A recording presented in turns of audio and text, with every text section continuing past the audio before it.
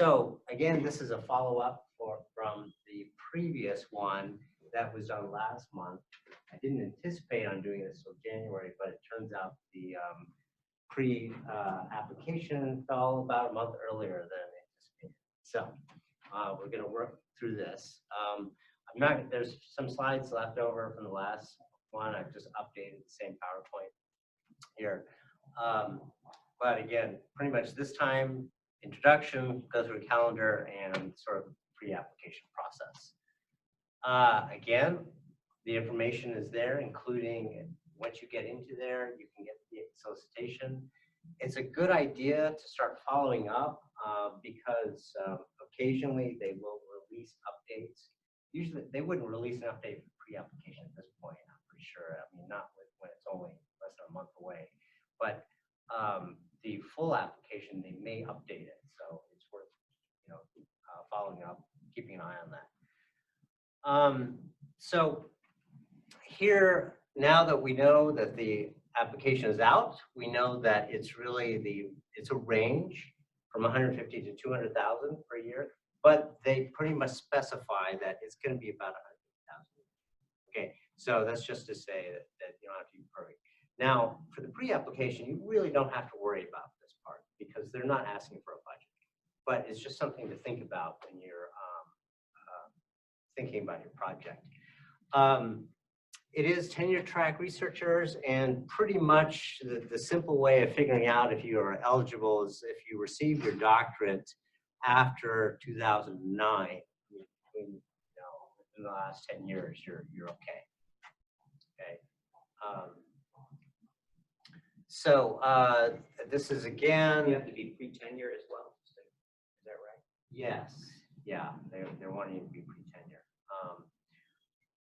There's a lot of language in the pre-tenure thing. So you read the eligibility on that, kind of make sure you've got it, because there's some give and take in how that works, depending on institutions.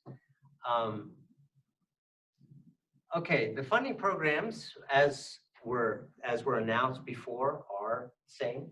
Okay, the science programs that are funding this haven't changed. Due dates, again, January 7th is pre-application, but you've got till 16th of March for the full application. You'll know by the end of January whether you received encouraged or discouraged. Okay, I went through the calendar last time, and really I kind of made a long list of what you should do in November, and hopefully at this point you haven't gotten through some of these, it's a good idea. But I will point out a few things. All right. Obviously, the RFA is out there. We'll walk through a little bit of it, but you should read it thoroughly. There's a lot of it that applies to the full application, but you should at least skim through that. Okay, and I'll show you some things to look at. There are some linked references, and specifically to some of the DOE science programs. I'll show you an example of that.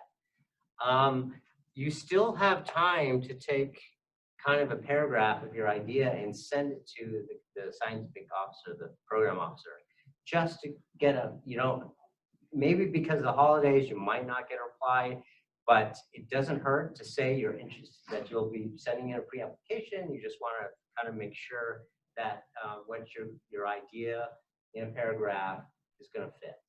Doesn't hurt to do that. You can at least make that connection. Okay.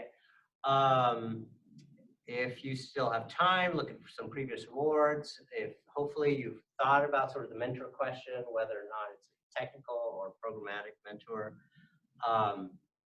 You've got to get yourself registered now if you haven't in the PAM site. There is actually a proposal checklist and shell document that our office has prepared, and I'll share that with everyone. At least that's in this, and anyone else who's kind of interested in that. So, I'll kind of show you that in a minute. And you're going to be submitting this yourself through PAMs, but it's always a good idea to let the research administrator know what you're doing. Okay, so just contact them, tell them that you're going to be applying for this. And so at this point, you're really left to write And if you have time to send your 3-pager for review, meeting with the research administrator, just talk to them. Just let them know you're applying for this, and then you'll be submitting in January. Okay, I talked about this last time about finding a technical versus process mentor, where the previous awardees are listed, and preparing to apply. What I want to do now is do a quick walkthrough of the solicitation.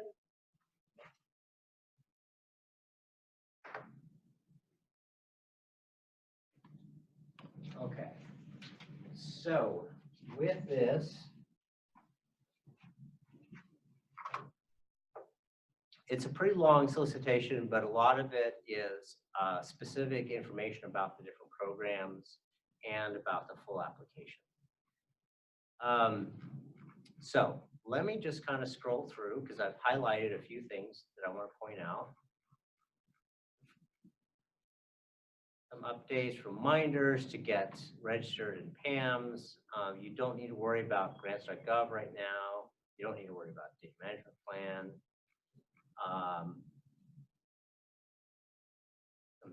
Most of that applies to the full application. Okay, this now we're kind of getting into.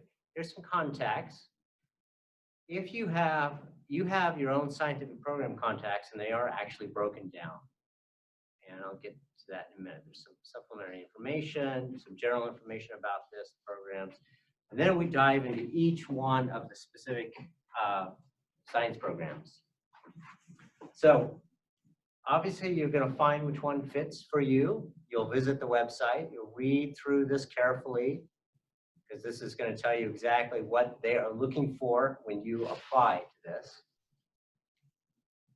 And then you go into some of the very specific areas. Some of these have very specific areas, sort of sub areas within the science programs. But that gives you a little more detail, but it also, importantly, gives you the technical contact for that program. And that's who, if you have time just to throw a paragraph together, email to them, say you're going to be submitting, you know, any quick feedback on my idea or making sure it fits would be great. But you really got to do that like this week, I mean, because of the holidays coming up, right? So that's really it. I mean, other than that, you just have to find, here's some of the things, if within each of these, there are specific references. So for that same mathematical example, they give you some more links in PDFs for more information about that.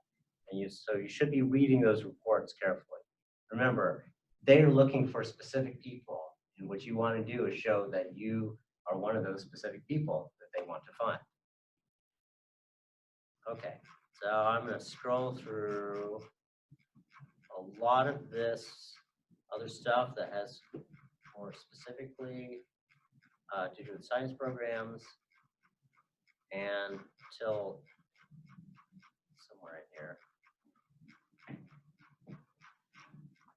Okay, I know it's coming up.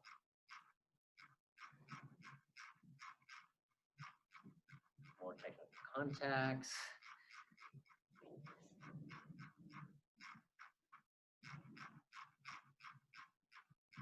We're almost there.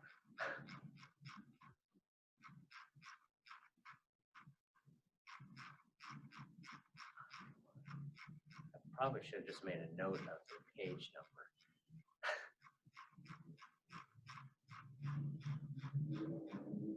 Maybe I should just.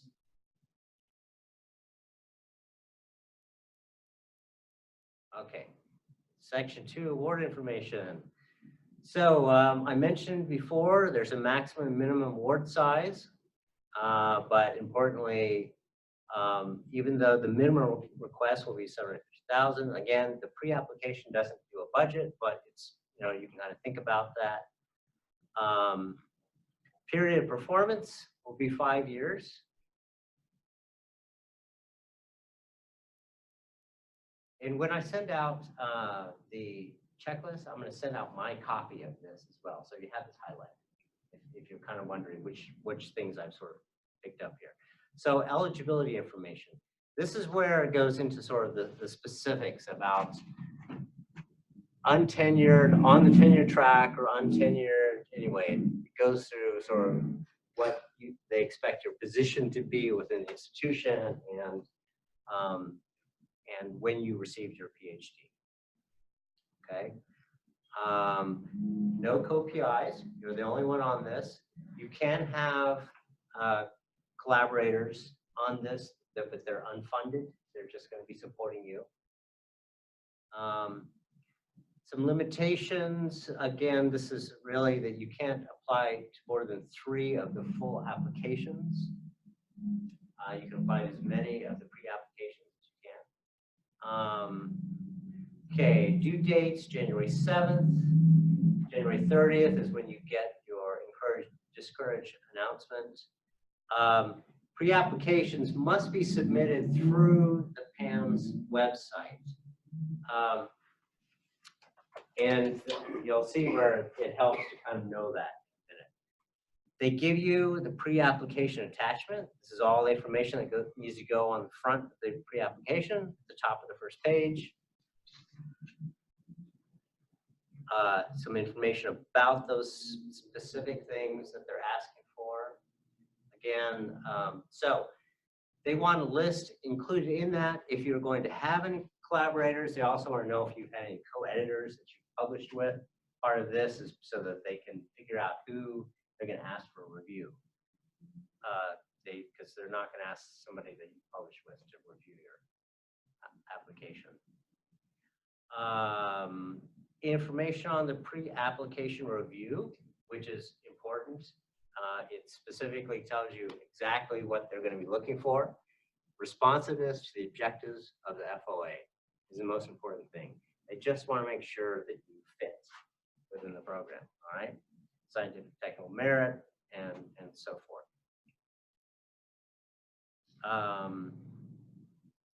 You're going to be submitting it as a single file.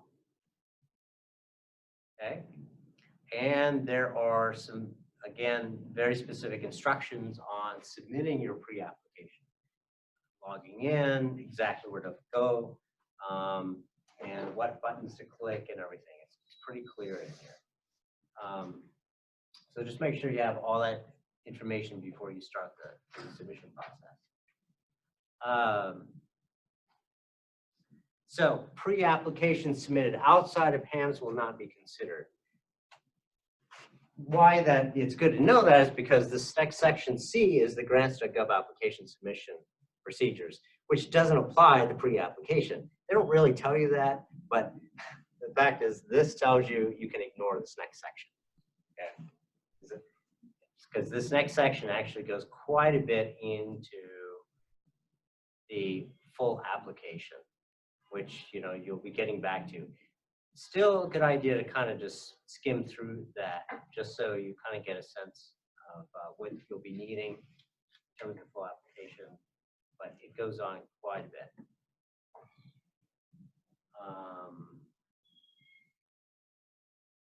So a lot of the budget information, signatures, but there is one other thing down here. Application review information. So the review criteria that they've listed here really applies to the full application, but it's still something that you should look at for the pre-application. It's a review criteria for the full application, because they're looking for that match. They want to make sure that you're going to be able to answer the same questions. So, but importantly, in that, there are some overall review criteria that apply to anybody who's applying to this program. So you should look at that. But that is the missions of program areas. So now they dive into the specific program areas. And this is kind of repeated from the beginning, but this is something also that you want to go back. You want to make sure you look at this as well in case something has changed. There might be some slightly different wording or something. But it's because criterion 5 is relevant to the mission of the specific program, it gives you the missions of the specific programs. So this is in fact, what I like about these short mission statements here is that if you can pull any of that text out of there in your pre-application, you should do so, because it actually will tell them exactly that you are fulfilling the mission requirements. So some good language there. Program policy factors. Again, some more information about what they're looking for. And I think that was about it that I highlighted in here. I think that was the last thing. Let's see. Oh, yeah, there is one other thing here. So in the last, one of the last sections here is questions, agency contacts. I already showed you where the specific program contacts were up above section. But if you have any issues with the PAM site, which could happen, there's also a number and a help desk. So if you're into PAMs and can't figure something out, there's somebody there for you to contact. Okay. And that was the last thing I had highlighted in here. So that, in a nutshell, is the solicitation and what you need to think about in terms of the pre-application. Go back. I think that is pretty much the rest of this that I had in here was pretty much repeat of before. They're looking for relevant topic. They really want to look at publication success. Again, the pre-application criteria, responsiveness to the objective of solicitation is the number one thing. You're really, the whole point of this pre-application is you're really just trying to get your foot in the door. Just trying to make sure that you meet what exactly they're looking for. If you have an idea that kind of stretches a little their mission a little bit or something, or if you think it might be going outside their mission a little bit, save that for the full application. Right now, you just want to get your foot in the door. You want to make sure you meet the absolute minimum requirements that they're looking for in the pre-application. Okay. Again, Travis is a sort of point of contact for continued support. And that's it. That was my short little run through, very brief run through of the solicitation. So questions?